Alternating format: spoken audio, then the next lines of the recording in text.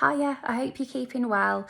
Bit of an unexpected video today. I essentially put a load of stories up last night about some of the products that I use when I'm making my makeup videos, so skincare that I use in between makeup changes, things like that. So it's not necessarily like a morning routine or an evening routine, but they're probably some of my most used products, and it generated quite a few questions, so I just thought I'd do a video to kind of go through them in a bit more detail. As always, everything I've used is listed in the description of the video, so if you click to make it full screen, the title will come up along the top, click the arrow next to it and a full list of products will drop down. So first up, this is one of my most repurchased things that I always have in and always get through.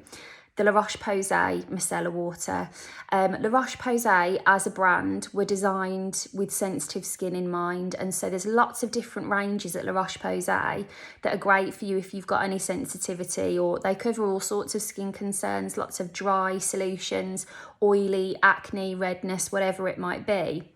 This micellar water literally feels like water. It feels completely gentle, but it will get all of your makeup off, including your mascara. And what I like about this is, like, if I'm taking my makeup on and off several times, that can be really abrasive for anybody, never mind when you've got redness and rosacea.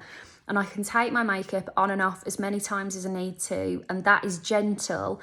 But then sometimes with gentle things, you're there thinking, oh my gosh, like hurry up, I just need to get it off quickly. And that will get everything off really quickly. Now, speaking of getting things off quickly, I've got some used pads to show you here. Face Halo is like a pad that's also, I always call this the wrong thing. I always say fibre optic, microfiber. You know, like when you use one of those microfiber cloths on the top of the TV and it gets all the dust off. Face Halo kind of does that, and you can just use water on this and it will take all of your makeup off. Now, day to day for a rosacea prone skin, that might be too harsh for you. Like, I wouldn't cleanse my skin every night with this at all, but it's really good, as you can see here, to just get your mascara off quickly, get your lips off quickly. If you don't have really sensitive skin, that is amazing for getting your face off. But for me, it's really good for getting those pops of colour off quickly. Another thing is, let's say if I was changing my eye makeup, if I use a rich eye makeup remover, this is what I'm using at the moment for bedtime, they can be quite oil-based, which then might mean that when you come to put makeup on top of it, it won't take, whereas the Face Halo will get your eyes or lips off without needing to use any oil. And then as a slightly gentle version, I don't know where I got this from, this is like a microfiber soft cloth. But like, these are great because you can wash them and reuse them and you're not getting through loads and loads of cotton. So I always have those nearby. Now, nail wise, nails are really important for me because a lot of the time I might zoom in on a particular part of my makeup and in turn you've zoomed in on your hands.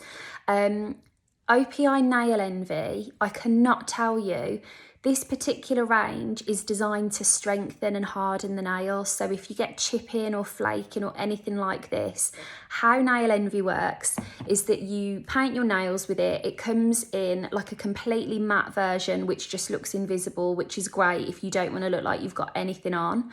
That comes out like a clear glossy coat. They also have colours in this formula.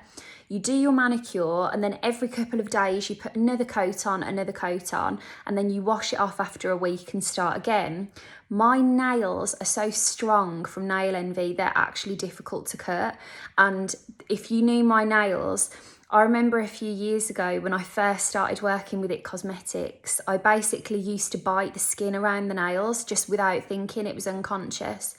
And one of my first thoughts was, oh my God, I'm gonna have to stop biting my nails because like I'm meant to be representing someone and I can't be doing it with bad hands. And it was honestly like a really difficult habit to break, but now it's completely broken. I never bite them. But in terms of what helped me to do that, I always used to get my nails done, and even if it was like a, you know, nudish coat like I've got on today, it makes a big difference. But Nail Envy, in terms of me wanting to do my nails and forget about it, I could have a manicure on for a good week, longer if I wanted to. I do change my nail colour a lot. and it doesn't chip or, you know, anything, lasts really well. I cannot recommend that range enough. There's also that I've just finished a beautiful little cuticle oil, and I know like lots of brands have cuticle oils, but I feel like that one really makes a big difference if you've got any kind of dry skin around the nails. Now, next up, I shared a few of the moisturisers that I use, and in particular when it's coming to makeup, the moisturiser I might use to start my day or put on before bed might be completely different to what I want to use under my makeup to make my makeup look lovely. So these are really great for lovely makeup, but the main thing that came through when I put these on my stories was questions about, is this suitable for rosacea? So I thought I'd go through them. One of them was Clinique Moisture Surge. This is a really densely hydrating gel, and it feels like a drink of water, I would say, for your skin. Now, the texture of this is really lightweight, very good if you're a little bit hungover maybe. If you just want something quick that doesn't feel rich, it's oil-free as well. That is fantastic, and your makeup will sit well over it. I really like that one in between makeup changes, because if you use something really rich and then you're putting it on again and again and again, it would be too much. Whereas that is just perfect as something really lightweight.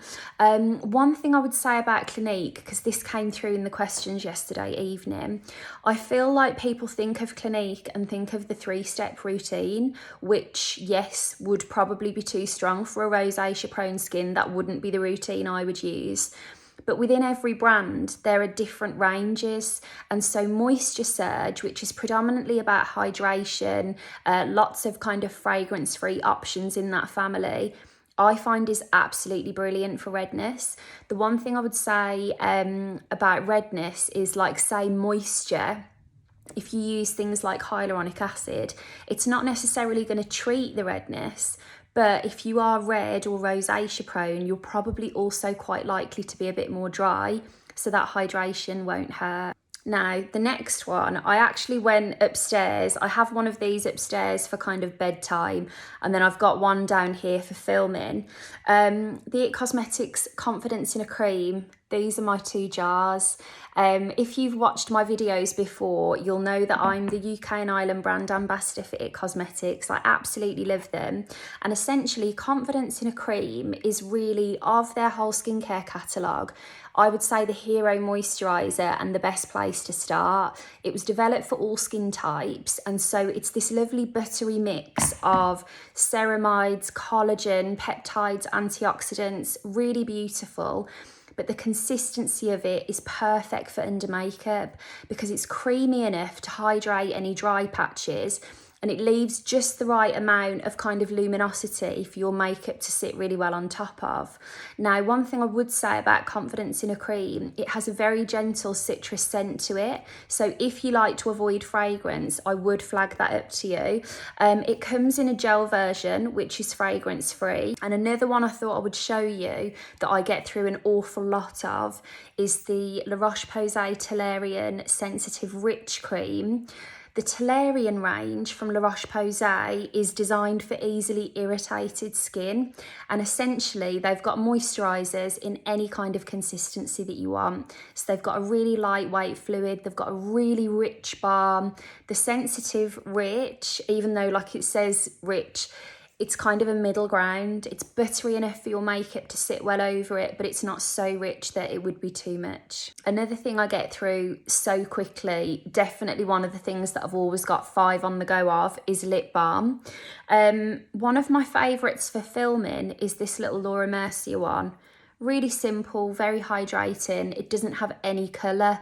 So if I need to moisturise my lips but I don't want to alter the colour of something that I'm showing you, I often use that one. And then on the flip side, one of the ones that I use a lot personally, I'm literally scooping a load out of it as we speak, is the IT Cosmetics Je ne sais quoi lip balm. And this flushes to a shade of pink. Really lovely, buttery, hydrating, comfortable. That with a bit of Pillow Talk liner is the nicest combo, but I don't use that if I'm putting colours on top of it because it will alter the appearance of the colour. One thing I would just show you there that I've got in there to scrape it out, Check when you think you've finished a lip balm or a lipstick, because a lot of the time there's still loads left, and believe me, I've dug into enough of those to tell you that for sure. Okay, we're nearing the end. My Cutco have these tiny little ones, and you know, sometimes you are 99% happy with your makeup, but there's a tiny bit of your liner driving you mad, or you need to tidy up your lips. I'm not going to draw too much attention to those because I think they do need tidying up, to be honest, but using those the minute I get off this video. These are fantastic. They're absolutely tiny. They're made of paper and cotton. Really, really helpful, especially like if you happen to be watching this and you're going to be doing something close up or filming on a camera. They're really good for those small details. And then, sorry, one thing I forgot that I use a lot through the day, or in particular maybe when I've finished, is a hydrating mist. I'm using the Dr. Jart Ceramidin at the moment. Number of reasons for this. Let's say like I'm under lights at the moment, and even in the time it's taken me to make this video, I can see that I'm a bit warmer and that you can see it in my makeup. But in particular, if I'm wearing powders, they can look really dry after a few hours of constantly being here. That will really just refresh everything without having to build any more product. Or on the flip side, sometimes when I've finished, before I go up to do like my proper cleanse, wash my hair, get ready for the evening kind of a thing, I will often just use some micellar water to get the bulk of my makeup off, get some mist on, and go out for a walk, because I love the minute I've finished, you know, looking at a screen all day, to just get out, get some fresh air, get some music on.